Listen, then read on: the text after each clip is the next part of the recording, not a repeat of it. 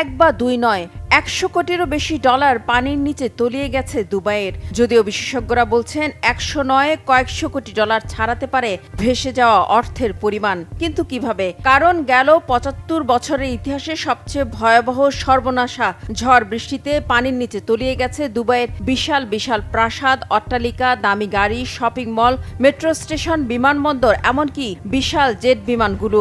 আর এ সব কিছু মেরামতে গুনতে হবে বিশাল অঙ্কের অর্থ।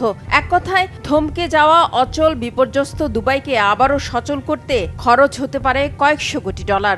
যেমন ঝড় বৃষ্টিতে সৃষ্ট বন্যায় অনেকেই পানির মধ্যেই বিলাসবহুল দামি গাড়িগুলোকে ছেড়ে যেতে বাধ্য হয়েছে। ফলে কোটি ডলারের এসব অনেক গাড়ি মেরামতেও যেমন ব্যয় হবে প্রচুর অর্থ, আবার বহু গাড়ি শেষ পর্যন্ত হয়তো পরিত্যক্ত হয়ে যেতে পারে। আমার ৩টি গাড়ি চলে গেছে। আমি একজন বাইকার, তাই আমি আমার হার্লে ডেভিডসনকে বাড়ির ভিতরে রাখি। সেটাও সম্ভবত প্রায় ১ ফুট পানির নিচে তলিয়ে গেছে। ঘরের সব আসবাবপত্র নষ্ট হয়ে গেছে, নিচের সমস্ত ইলেকট্রনিক্স শেষ হয়ে গেছে।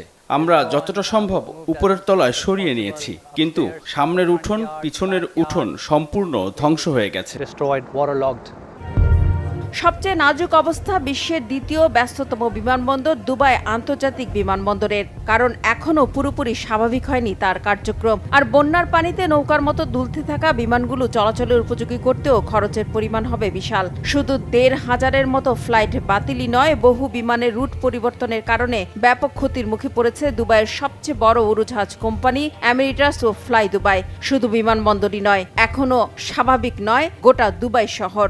ধনীদের বড় বড় সব কোম্পানি থেকে শুরু করে শপিং মল, ছোট ছোট প্রায় সব ব্যবসা প্রতিষ্ঠান বন্ধ থাকায় ঘন্টায় ঘন্টায় লোকসান গুনতে হচ্ছে ব্যবসায়ীদের। ফলে বিপর্যস্ত দুবাইয়ের অর্থনীতি। বিভিন্ন প্রতিষ্ঠানে কর্মচারীদের বাড়ি থেকে কাজ করতে বলা হয়েছে। শহর জুড়ে স্কুলগুলো বন্ধ করে দেওয়া হয়েছে।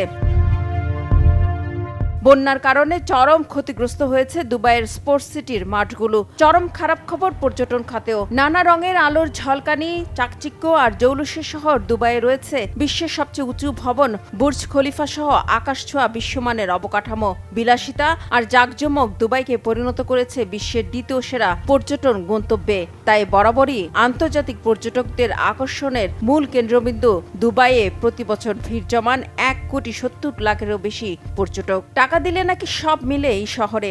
আর এই বিলাসী পর্যটকদের ঘোরাফেরা, থাকা আর কেনাকাটার অর্থ দিয়েই ফুলে ফেপে উঠেছে দুবাইয়ের অর্থনীতি। কিন্তু একদিনের ঝড় বৃষ্টিতে সব ধুয়ে মুছে গিয়ে বিলাসবহুল দুবাই এখন জরাজীর্ণ এক শহর। তাই আপাতত সেখানে পা ফেলছেন না পর্যটকেরা। ফলে বিশাল অঙ্কের বৈদেশিক আয় থেকেও বঞ্চিত দুবাই কর্তৃপক্ষ। এ তো গেল আর্থিক ক্ষতির কথা।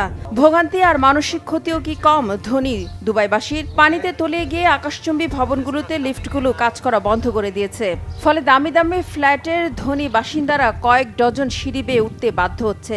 অনেক ভবনে তো এখনো নেই পানি, বিদ্যুতের মতো আধুনিক সুযোগ সুবিধা। আবার বহু প্রাসাদ মালিক তো এখনো নিজ ঘরেই ফিরতে পারেনি। সবকিছুই নষ্ট হয়ে গিয়েছে। নষ্ট তাদের শখের সব আসবাবপত্র, লনটুকু মেরামত না করা পর্যন্ত সেখানে যেতেই পারবে না তারা।